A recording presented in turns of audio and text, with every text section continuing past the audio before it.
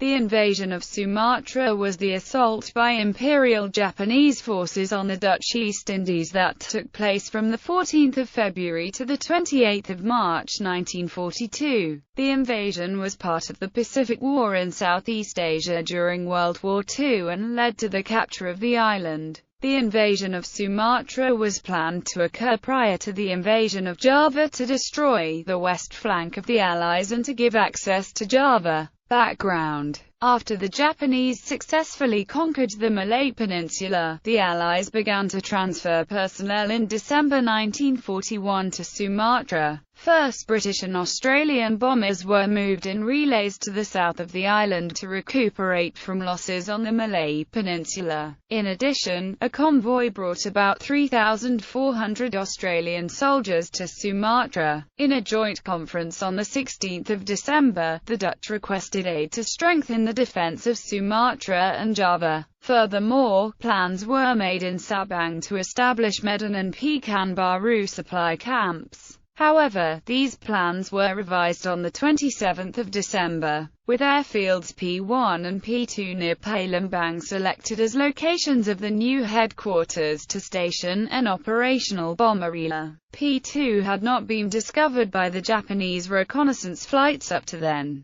Because of the poor state of the airfields, the relocation began on 31 December. Available ground staff arrived at the beginning of January. Another airfield was located in Oosthaven, today's Bandar Lampung. Works on roads were also started in Medan and Pekanbaru. Lack of anti-aircraft guns was remedied with the delivery of 6 heavy and 6 light Bofors anti-aircraft guns to each Palembang airfield. Another 8 anti-aircraft guns were placed at the refineries. However, there was an ammunition shortage, because the ammunition delivery ships had been sunk by the Japanese during the crossing. Operational: the first Japanese air raid came on 6 February and hit the P1 airfield at Palembang. The Allies lost 2 Blenheim bombers and 4 Hurricanes. 2 other Hurricanes were damaged. On the ground, the Japanese destroyed 2 Buffaloes.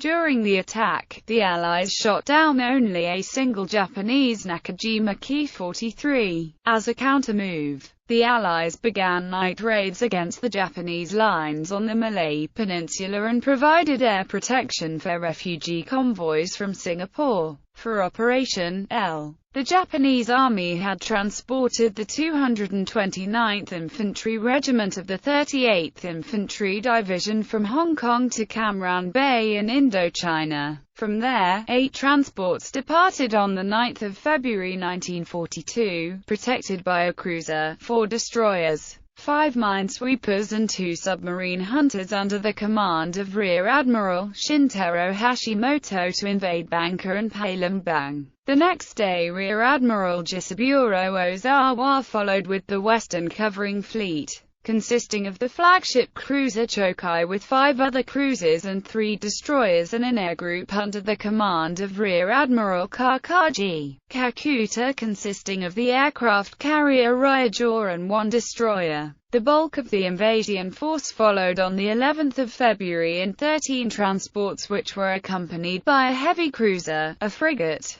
4 destroyers and a submarine hunter. The Dutch tanker Manvantara was sunk by Japanese aircraft on 13 February 1942 in the Java Sea. 4 Dutch submarines laid in wait at the Anambas Islands, however, these could not reach the Japanese fleet. The transports reached Singapore, and subsequently Allied refugee freighters which were on the move in the direction of Java and Sumatra were attacked by Japanese airplanes from the Ryador. Apart from that, they also damaged the British light cruiser Durban which had to turn away to Colombo. The Japanese attacked repeatedly with airplanes from the Ryador and with land-based bombers from the Gensan aerial unit. 2 Allied tankers, a steamboat and many smaller vessels were sunk, another tanker and 2 transports severely damaged. At 8 o'clock in the morning on 14 February the air raid wardens warned Palembang of a big Japanese attack wave which was in flight to the town. All available Allied air forces were at that time on missions to protect the sea convoys and were not in radio reach. Firstly, a wave of Japanese bombers dropped its load on airfield P1, followed by strafing from accompanying fighters. Shortly afterwards, 260 Japanese paratroopers of the 1st Japanese Airborne Division landed at P1. They came from the captured airfield of Kahang in Malaya. The second wave, consisting of 100 paratroopers from Kluang, landed shortly afterwards some kilometers to the west of P1 near the refinery. In defense were only 150 British anti-aircraft men, 110 Dutch soldiers and 75 British ground defense men at P1.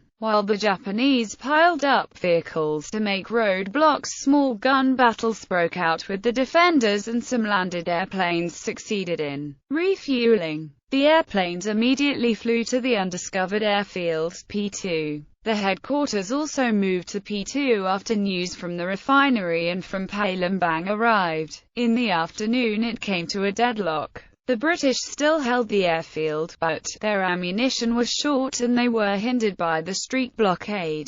After a false report of other Japanese parachute landings at about 25 kilometers of distance spread, the British commander, G. Maguire, decided to evacuate the airfield and the town. On the next day another 100 Japanese landed at the refinery. After a violent fight which continued the whole day, the defenders forced back the Japanese. But the refinery was heavily damaged by machine gun fire and was aflame. Other surrounding smaller facilities had been damaged. Meanwhile, the escort fleet had sortied under Vice Admiral Ozawa to the north of Bangka to form a far-reaching cover screen for the Japanese landings which took place shortly afterward. A vanguard went ashore on Bangka, while the main units had landed near Palembang at the mouth of the Musi River and advanced on along the river to the town. A defense at the mouth had not been put up by the Dutch because it was judged by them as useless against the artillery fire expected from the ships. At this time Japanese reconnaissance planes sighted the ABDA fleet, under Rear Admiral Karel Doorman, at Gasperstrasse on a northerly course. On Wavel's order, Doorman had collected the fleet, consisting of the Dutch cruisers De Ruyter, Java and Tromp, as well as the British cruiser Exeter and the Australian light cruiser Hobart with 10 destroyers, to the south of Bali and sortied on 14 February in the direction of Sumatra. Japanese fighter aircraft of the Ryajor and from Malaya attacked the ABDA fleet at midday of the next day and made Doorman pull back all his ships to the south. The invasion fleet in the Bangka Strait had also been spotted by British reconnaissance planes from P2. In the early morning 22 Hurricanes, 35 Blenheims and 3 Hudsons tried to attack the ships. Nevertheless, they were engaged by Japanese airplanes in violent aerial battles. At P2 the news of the Japanese parachute landing at P1 became known. The commander initiated the preparations for an evacuation of the airfield. Then, however, the later arriving news that P1 had not been given up yet led to the returned machines being prepared at night for a new attack. In the morning fog the Allied fighter aircraft made violent attacks against the Japanese who had just begun their landing at the mouth of the Musi. Japanese airplanes withdrew shortly after the battle began, so that the Allies succeeded in getting direct hits on the transporters. 20 landing craft were sunken. Besides, hundreds of Japanese were killed. The last Allied results achieved were by Hurricanes attacking unprotected landing craft on the southwest beach of Bangka. Meanwhile, the Dutch command had sent the order for the destruction of the oil dumps and rubber dumps. The ferries on the Musi should be destroyed within the next hour so they could not be used by the Japanese. Also, the defenders of P1 were to start a quick retreat. On the night of the 15th of February, Japanese units, which had survived the air raid at the Musi mouth, reached Palembang and relieved the paratroopers landed at P1 and the refinery. Field Marshal Archibald Percival Wavell was the supreme commander of ABDA. In the morning of the 15th of February, Wavell arranged a regular retreat to the embarkation of his troops at Oosthaven, where several small ships lay in the harbour. Their 2,500 British RAF members, 1,890 British infantrymen, 700 Dutch soldiers and about 1,000 civilians were evacuated by means of 12 ships on the 17th of February. The Australian corvette Burney covered the retreat and destroyed harbour facilities and oil tanks. A smaller steamboat lay at anchor a little while longer in the harbour to be able to take up later arriving refugees. In the interim, the Japanese had completely taken Palembang and had destroyed the oil refineries at two smaller stations. Small troop transporters steamed up the river to Mengala. All remaining airworthy Allied fighter aircraft were flown out on the 16th of February. The staff of the airfields proceeded by sea to India. Because the Japanese did not advance for the time being to Oosthaven, a task force went ashore there once again on the 20th of February to save airplane spare parts as well as to destroy the other usable facilities. On the 24th of February, the Japanese reached Jelembang. Operation T. The Allied units remaining on Sumatra, primarily from the Royal Netherlands East Indies Army, withdrew into the middle and northern provinces of the island. The Dutch planned a reconquest of Palembang from there and the expulsion of the Japanese from the island. This was frustrated by an aggressive Japanese pursuit from Palembang with a motorized reconnaissance regiment of approximately 750 men. The outnumbered and retreating forces under Major C.F. Heisenberg numbered only about 350 KNIL regulars in two companies. They were also badly dispersed and could only fight delaying actions, which allowed the better trained and equipped Japanese to rapidly advance. After 3 weeks, the Japanese were finally contained at Moiritibo on March 2.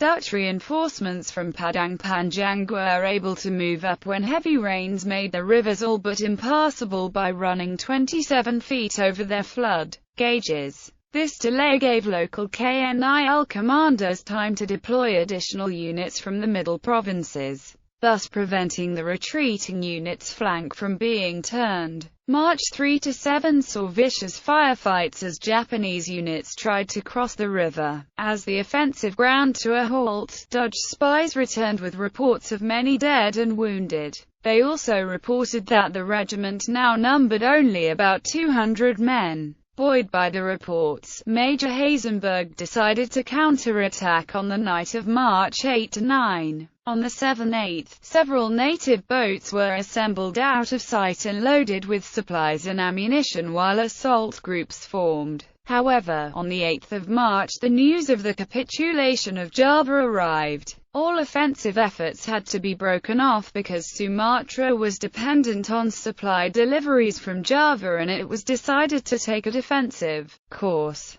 West Sumatra had to be left to the Japanese and only a small part of the north would be held with the available forces as long as possible, until a sea evacuation could be organized. In the retreat, the KNIL units destroyed all airfields and harbor facilities. They withdrew into defensive positions at the south entrance of the Alice Valley where they planned to detain the Japanese as long as possible. Should the positions fall, a guerrilla war from the environs was planned. Indeed, it would turn out to be difficult because the population of Sumatra did not cooperate with the Dutch, as a long-standing colonial power, but on the contrary would betray to the Japanese the Dutch positions. This was especially clear when the Dutch wanted to move about 3,000 Europeans and Christian civilians in refugee camps from the coast of Aceh province. A Muslim uprising which broke out shortly after the beginning of the Japanese landings prevented the action. Operation T began on the 28th of February when 27 transports with 22,000 soldiers of the Imperial Guard aboard sailed from Singapore. They were split in 4 convoys and were accompanied by 3 cruisers, 10 destroyers, patrol boats and submarine defensive units. Because the Allied air defense and sea defense was non-existent at that time, they reached North Sumatra absolutely unchecked. On 12 March the Kobayashi detachment took Sabang Island and the airfield at Kotaraja without running into opposition. Yoshida detachment had landed south of Idi with a single infantry battalion with orders to seize the Lantjar and Pangkalan Brandon oil fields. It would then drive south towards Medan and apply pressure on Dutch positions there. The main force landed about 4 miles northwest of Tanjung Tiram. It was to drive along the Pematang Siantar Baligataroatoane highway and cut off any KNIL forces attempting to withdraw from Medan, and also to drive north to Medan and seize the airfield there. Sumatra fell on 28 March when the Dutch Major General R.T. Overacke with 2,000 soldiers surrendered near the town of Kutajana in North Sumatra. Many Allied prisoners were forced by the Japanese to construct a railroad line between Pekanbaru and Mora.